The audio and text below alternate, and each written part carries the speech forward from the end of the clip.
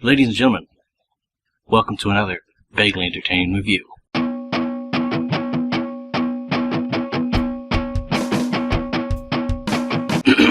Cough, cough. As you may be able to tell, I am trying out my GoPro. It is the only 1080p camera I have. So, we'll see how it turns out. Might be terrible. Today, I am reviewing, kind of a mouthful, Bad Times at the El Royale. I was excited to see this movie because it has some good actors in it. Okay, maybe not all good actors, but some of them are just actors I like. It has Chris Hemsworth. His is one I like. I might not consider him the best actor, but he's actually did really good in this one. Dakota Johnson, who I don't think I've even seen her in anything. I know she's in like 50 Shades of Grey or whatever, but I've never seen any of those. It's got a little bit of Nick Offerman, which is fantastic. Jeff Bridges is the main guy, and I don't know if I've seen her in anything before either. Cynthia Erivo. She's pretty much the second main character. Her and Jeff Bridges kind of share the most screen time. But that's not what you're here for. You're here to know, is it good? Should I see it? Should I run to the theater without any shoes on? No, don't run to the theater without any shoes on. Put shoes on, get in your car, drive to the theater, and go see it. It is not great, but it is definitely really good. And the parts that work fantastically. Each character in this story has a secret. Has like their own little secret backstory that they slowly unfold. So it's not like, I guess it's like a thriller. It's a suspense thing. So you want to know more. That's what gets me. Like, if I didn't care about these characters, I wouldn't care about their secret backstories. But it made me want to know these things, and that was a big part of the suspense for the first half of this movie. And then shit starts flying. Stuff starts flying. It is hard hitting at times. I'll tell you, there are some gunshots in this movie, in case you didn't know, and maybe it's just because I was in a theater and I usually watch movies at home, but man, these gunshots like hit you in the face when they happen. They're loud and bassy, and it adds to the goodness of this movie. It's it gets a little slow in the second half, but like I said, when you're getting the first half of the movie, when they're introducing the characters and then they're slowly revealing their backstories, it's really good. As I said, Chris Hemsworth, I love Thor. Thor is one of my favorite Marvel movie characters. But I would never say, like, Chris Hemsworth is an Oscar actor. Like, he's, genius. He's the next Anthony Hopkins. But he's good in this one. And I can tell they still kind of hired him just because he's good looking. See, as like 90% of the movie, he has his shirt either off or open, so you can see his fantastic abs. But the parts where he actually has to act, I feel like he does a good job in.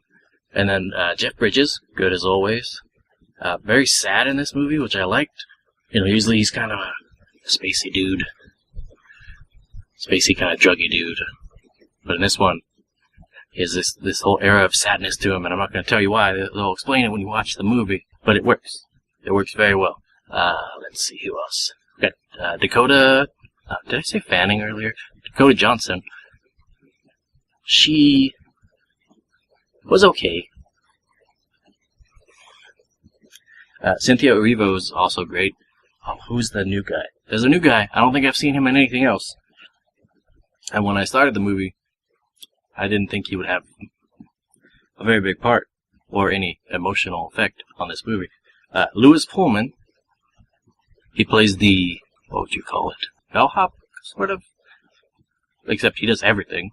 He's like the only worker at this hotel, so he cleans the rooms, he bakes the food, he's the bartender, he does everything. He's the jack of all trades at this hotel, and I'd never seen him before. He does really good. He got me. He got me. Damn him. Wasn't expecting any emotional connection to this guy. Have you had enough of my rambling? Did I confuse you yet? the main thing is, go see Bad Times at the El Royale. It's not the best, but it is really good. And I was not expecting it even to be as good as it was, even though this is probably one of the winter, fall movies that I was most excited for. Now that we're out of the summer blockbuster season, Venom was crap, by the way. That's a throw-in. I'm not going to make a whole video on it. Don't go see Venom. But this was really good. It was a nice palate cleanser after Venom to see something that was well made. There's some cool shots. I really like the opening. It's all on a static shot, and then later in the movie they reveal why, and it makes sense. I love you, Nick Offerman. We need more Nick Offerman in the world. And more Jeff Bridges. And more Cynthia Erivo. Oh, John Hamm is in here too, by the way. I think I've had enough of John Hamm. For the time being. Once again, see it, wear shoes, and see it.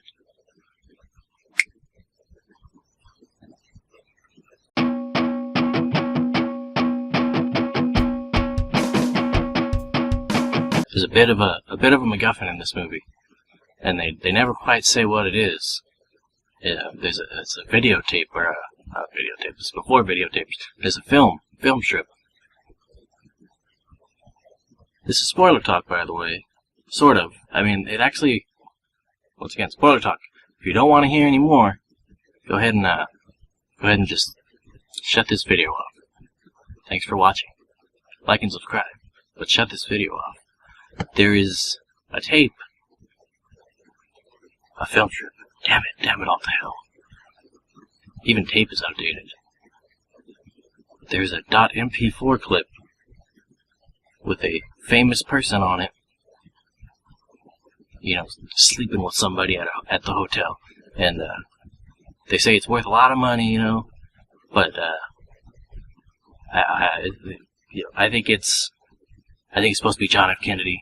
That's my little spoiler thing, but like I said, it doesn't have any real weight on the story. It's just an interesting thing.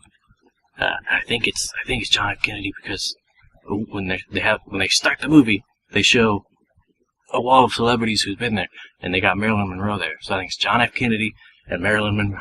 Just a theory. Bad Times at the El Royale was directed by Drew Goddard of Cabin in the Woods fame. Yeah. It has Jim O'Heir in it in a small part, just that kind of at the end, and better known as Jerry Gergich, Parks and Rec, which is only funny because when he pops up on the screen, girl in the back of the theater goes, "Jerry!" really loud, and kind of kills the mood a little bit, but it was funny. I kind of wanted to do the same thing. Also has I thought it was him, but I couldn't really tell during the movie. He's a very small part. Manny Jacinto, who was in The Good Place, which I'm currently watching. Just a little trivia for you. Yeah.